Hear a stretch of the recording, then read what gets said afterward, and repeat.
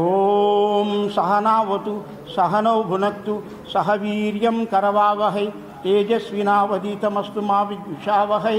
ఓం శాంతి శాంతి శాంతి.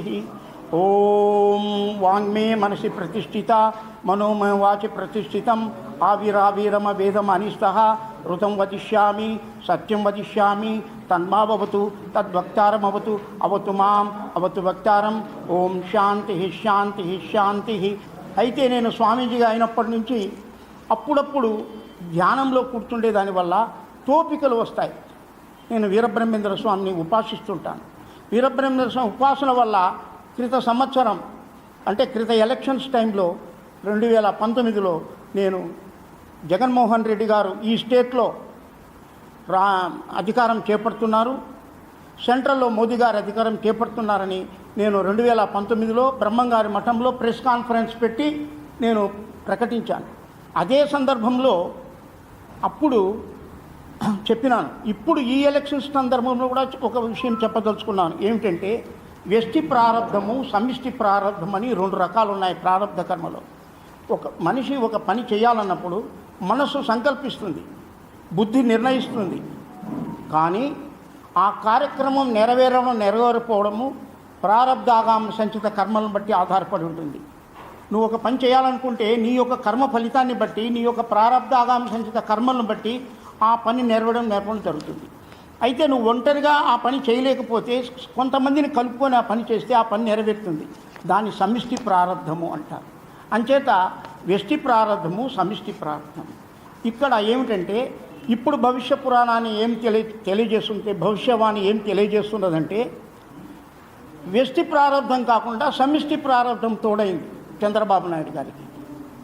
జగన్మోహన్ రెడ్డి గారు చంద్రబాబు నాయుడు గారు ఇద్దరు తలపడితే ఒకరికొకరు పోటీ చేస్తే జగన్మోహన్ రెడ్డి గారి యొక్క జాతక ఫలాన్ని బట్టి జగన్మోహన్ రెడ్డి గారే రాజ్యాన్ని ఏర్పాటు చేస్తారు స్టేట్లో.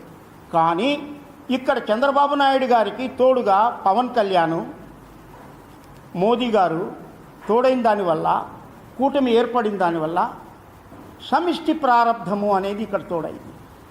ఈ సమిష్టి ప్రారంధం వల్ల ఎట్టి పరిస్థితుల్లోనూ ఈక్వేషన్ చేసినప్పుడు సమిష్టి ప్రారంధం యొక్క ప్రారబ్ధాగం సంచిత కర్మల వల్ల కూటమి ప్రభుత్వం ఏర్పడుతుంది, ఇక్కడ సెంట్రల్లో మోదీ గారి ప్రభుత్వం ఏర్పడుతుంది అని భవిష్యవాణి తెలియజేస్తున్నది. ఘంటాపదంగా చెప్పి ఎలుగెత్తి చాటుతున్నాను. ఈ ఎలక్షన్స్ టైంలో భవిష్యవాణి అది. ఇక ఆధ్యాత్మిక తత్వంలో ఏర్పాటు చేసుకుంటే తత్వం అసి తత్వమసి అన్నటువంటి భావన చేత ప్రతి ఒక్కరిలో పరమాత్మ భావనను చూస్తూ తిరుగుతూ ఉన్నటువంటి మాకు ఆ భవిష్యవాణి తోపికలు చేస్తాయి. స్కైలాబ్ కూడా నీళ్ళలో పడుతుంది, మనం పడదు అని చెప్పేసి విశాఖపట్నంలో నేను చెప్పాను జోష్యం.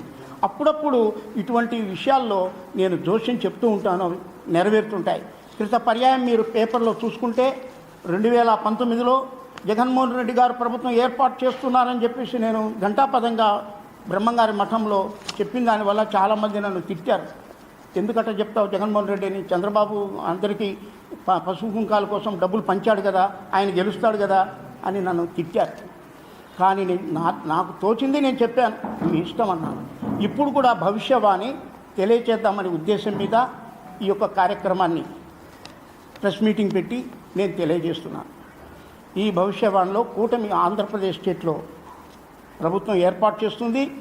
అక్కడ వచ్చేసి సెంట్రల్లో మోదీ గారు ప్రభుత్వం ఏర్పాటు జరుగుతుంది.